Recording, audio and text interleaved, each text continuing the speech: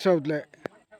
Thingfal High School te Trophy South High School le Thingfal High School te aning khel don hei avar jersey var ha te Thingfal ania Thingfal team te hemi helampang hi he dum deu nual hi Trophy South High School te ni en tan don chi en vero dang pon molu tuk tu ni lo lumin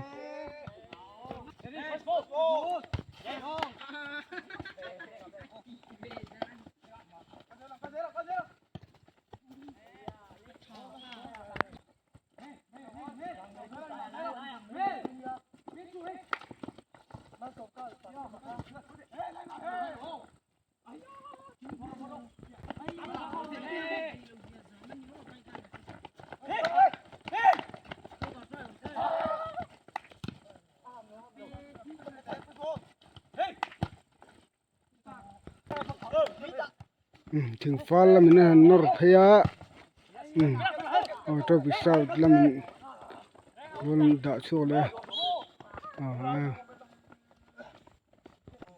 Jun sam free kick peta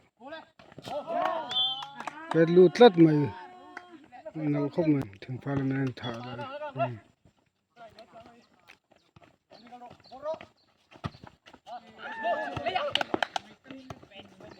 Thingfal la min nor phaya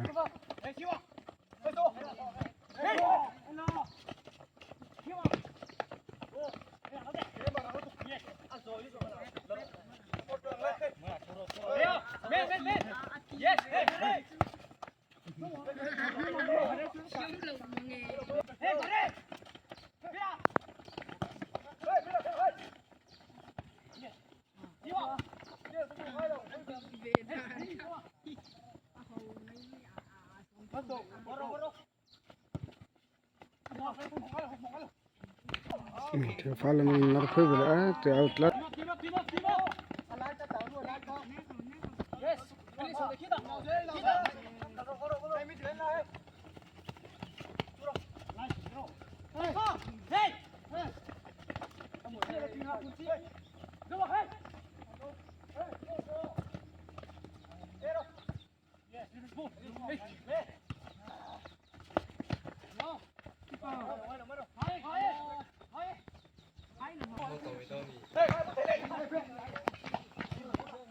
bisa goner kika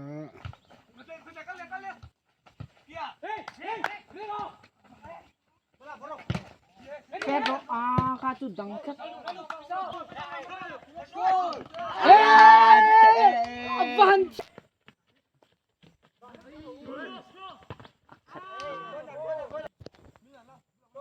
Thingfal goner kick down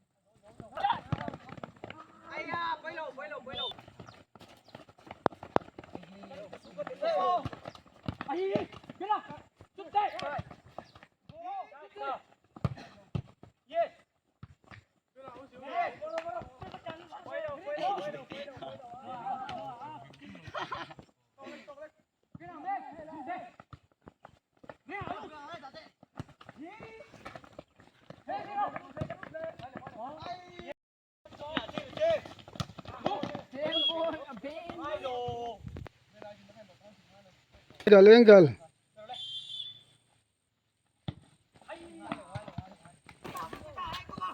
ai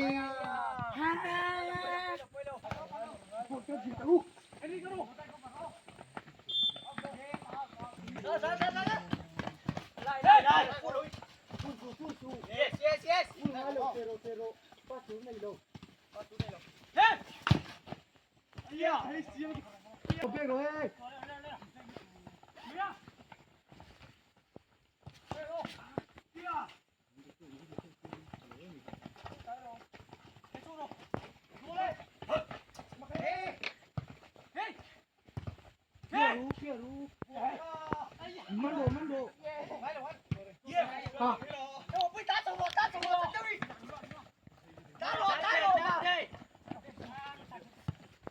alai ya dang ro la ya da ro zoom sang à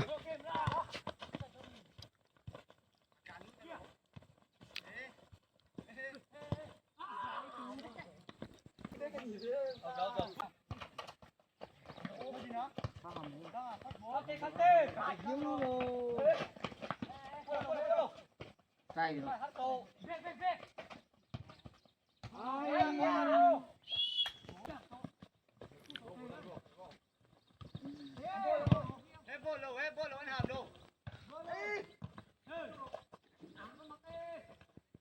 sẽ đập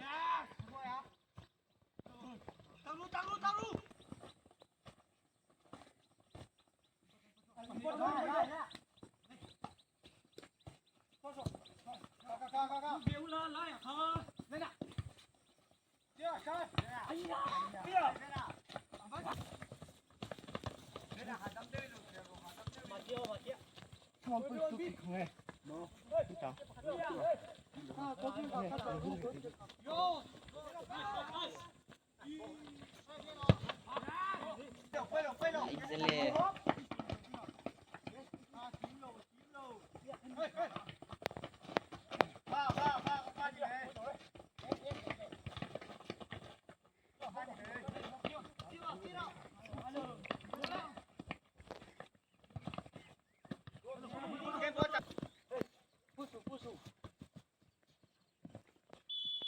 thế nên ta lâu thật lẽ mày la sợ đi ngay thằng fall player lắm bằng hen hưng cái thế về vác rồi